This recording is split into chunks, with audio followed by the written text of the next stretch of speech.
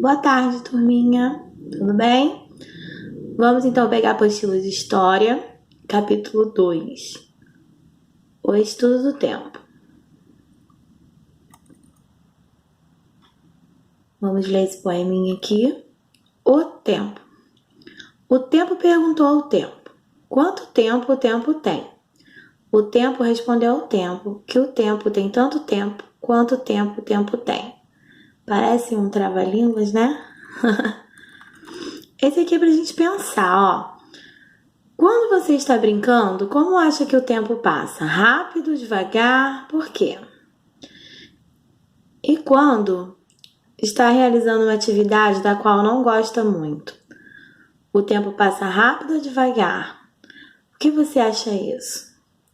Assim como o calendário é uma ferramenta para marcar o tempo, o relógio também é uma das melhores invenções para medir a passagem dele. Antes de os relógios serem inventados, alguns dispositivos de medição do tempo consagraram-se durante centenas de anos na antiguidade. Vamos conhecer eles? Ó, esse é o mais famoso, tem um lá na Praça Cara Nova. Os principais relógios antigos foram os seguintes: o relógio de sol. Acredita-se que a primeira forma de marcação da passagem do tempo que o ser humano realizou estava relacionada à posição da sombra das coisas durante o dia. O relógio de sol funciona analisando a sombra projetada de um objeto no chão.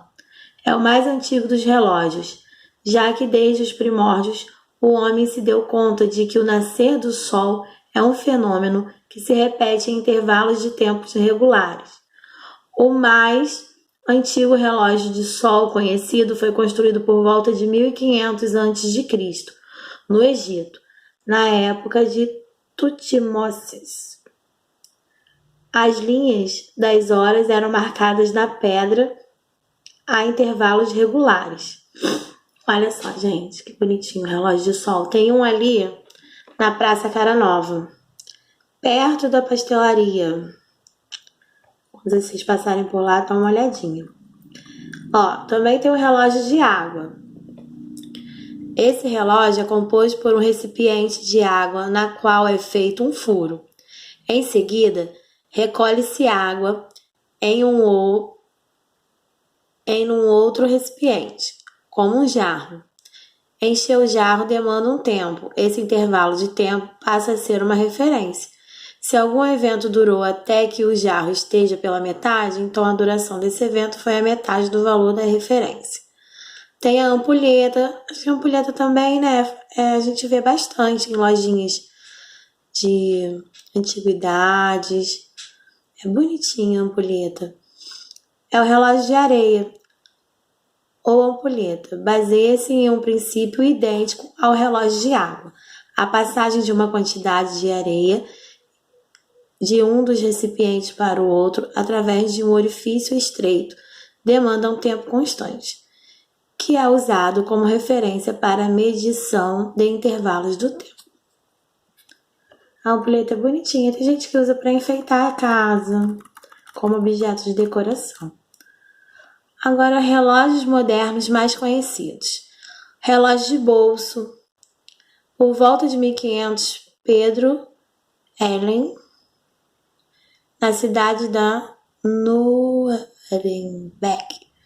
desenvolveu o primeiro relógio de bolso, que ficou conhecido como ovo de Nuremberg, devido ao seu formato.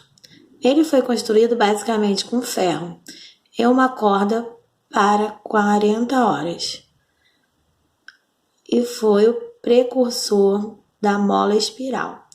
Era construído por um indicador e por um complexo mecanismo para badalar e foi, sem dúvida, em muitos países, o que acelerou diversas invenções e melhorias, principalmente na Europa, engatilhado de maneira vertiginosa a indústria relojoeira. Esse é o bonitinho, vocês já viram? É aquele que faz cocô. Eu já vi um, achei lindo. Relógio de pêndulo. Até o ano de 1580 não existiam métodos para determinar, de uma forma razoavelmente precisa, intervalos de tempo relativamente curtos. Essa situação se modificou com a descoberta, por Galileu, do isocronismo do pêndulo. Isto é, o período do pêndulo não depende da amplitude do movimento oscilatório, mas somente apenas do tamanho do pêndulo. Essa descoberta serviu de base para a construção de relógios de pêndulo acionados por meio de pesos e molas. Esse vocês conhecem, né? Relógios de pulso. Foram os primeiros relógios usados por pessoas com finalidades que não fossem industriais ou científicas. O relógio de pulso se popularizou definitivamente com a Primeira Guerra Mundial, sendo fortemente usado pelos soldados que necessitavam chegar aos locais com a máxima precisão de tempo possível. Relógio digital é um tipo de relógio que se utiliza de meios eletrônicos para controlar as horas. Ele tem cristal piezoelétrico capaz de gerar pulsos elétricos em uma frequência constante, usualmente 50 ou 60 Hz. Por ser um dispositivo razoavelmente barato e simples, é associado a diversos outros aparelhos eletrônicos. Agora tem as atividades, ó. Você conhece ou tem algum dos tipos de relógio apresentados? Qual? Número 2. O marcador de tempo mais antigo é o... Ó, a gente já leu ali. Observe esta imagem para responder as questões 3 a 6. Ó, é um celular. O que tem na tela do celular? Vocês vão prestar atenção aí, observar. Essa é a imagem de qual aparelho? Quais são as funções dele? Ao relacionar o que você estudou até agora à imagem anterior, a do celular, responda. Quais foram as mudanças mais significativas nas formas de se marcar o tempo? Vocês vão pensar naqueles relógios antigos que nós vimos lá. Como a gente consegue marcar o tempo agora? A gente geralmente vê a hora em celular, em tablet, né? Vocês vão relacionar as mudanças que ocorreram e escrever aí. Número 5. Cite qual é a data que está marcada no visor do aparelho. É só vocês olharem lá. Número 6. Nas imagens de cada celular a seguir, represente o que se pede. O dia e a hora exata em que você está realizando a atividade. Aí vocês vão colocar na tela do celular. A data do dia anterior ao que se representou a imagem da letra A. Então, vocês vão colocar o dia anterior. O dia anterior foi ontem. Então, a tia vai parar por aqui para vocês fazerem, senão vai ficar muito longo. E eu tô com alergia atacada, então tá difícil falar um pouquinho, tá? Vou fazer o próximo vídeo.